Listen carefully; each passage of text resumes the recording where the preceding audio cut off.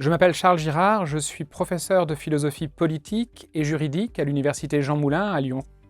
Je travaille en philosophie de la démocratie, en philosophie des droits fondamentaux et en philosophie de la liberté d'expression.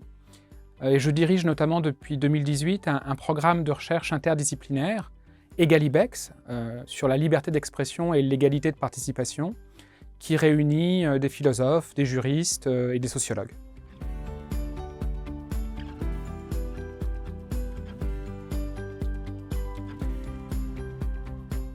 J'ai commencé à m'intéresser à la liberté d'expression à partir de mes travaux antérieurs qui portaient sur la démocratie. J'ai notamment travaillé sur la délibération publique en démocratie et son rôle,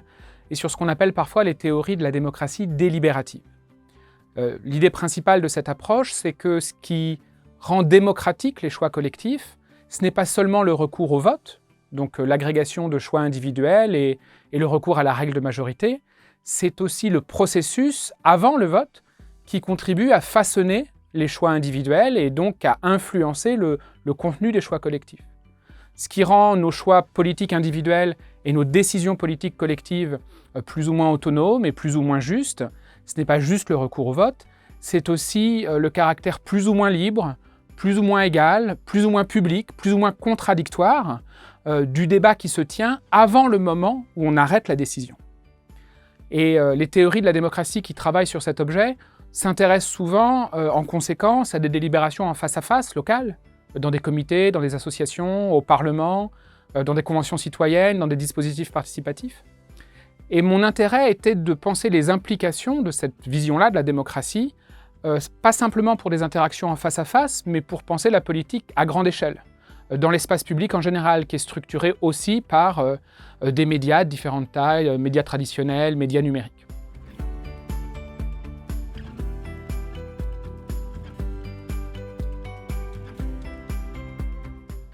C'est sans doute l'étude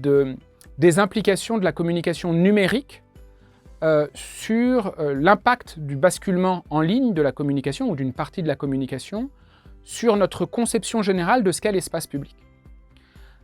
Toutes les théories de la démocratie ont l'idée que la liberté d'expression ne doit pas permettre n'importe quelle forme de communication, quelle qu'elle soit, quelle qu'en soit la qualité. Elle doit permettre d'instituer un espace public où une forme minimale de liberté, d'égalité et de publicité dans les échanges soit possible.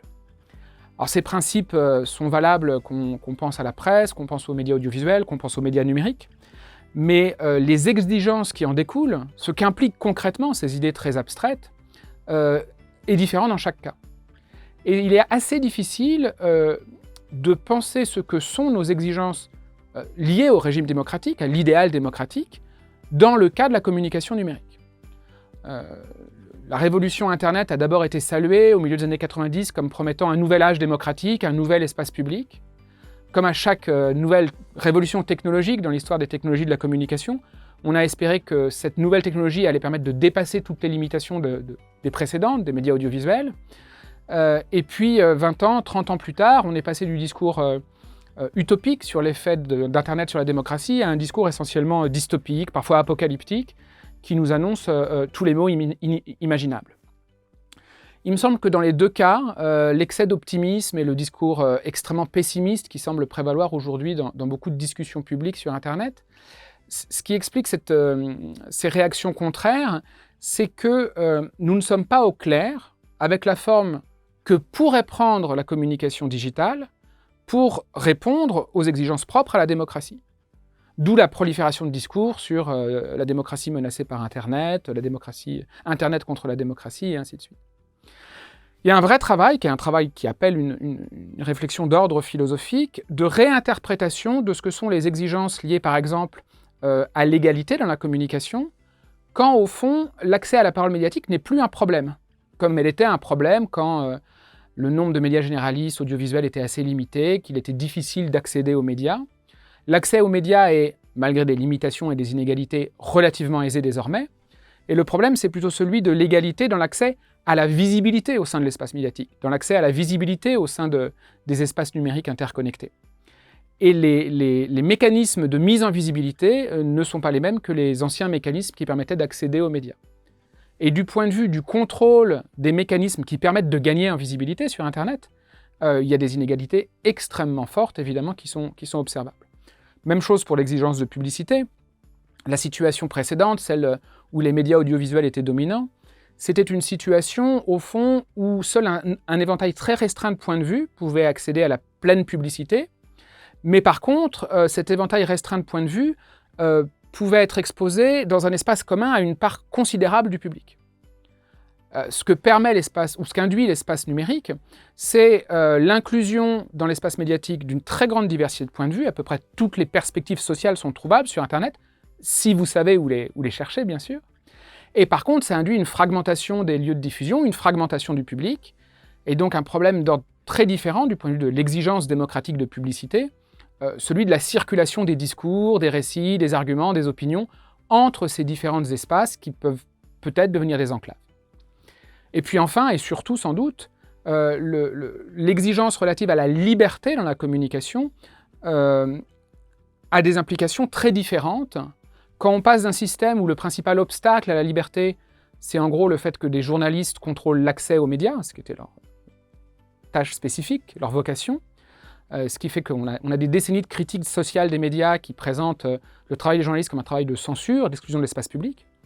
Et aujourd'hui, ce qui détermine la mise en visibilité, c'est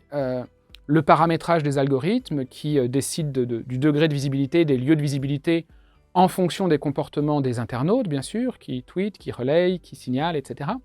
Mais c'est surtout le design architectural de ces espaces, le paramétrage de ces algorithmes par les plateformes en ligne.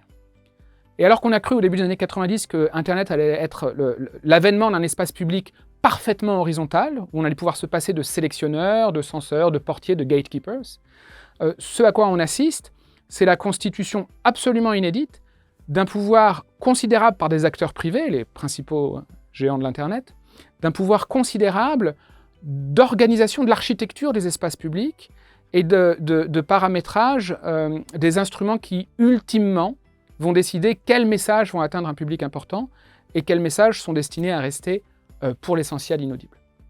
Voilà, donc c'est, il me semble, le travail le plus urgent du point de vue de la philosophie proprement dit, parce que notre répertoire conceptuel et nos outils théoriques sont insuffisants ou sont trop datés en partie pour penser les implications concrètes des exigences morales de la démocratie.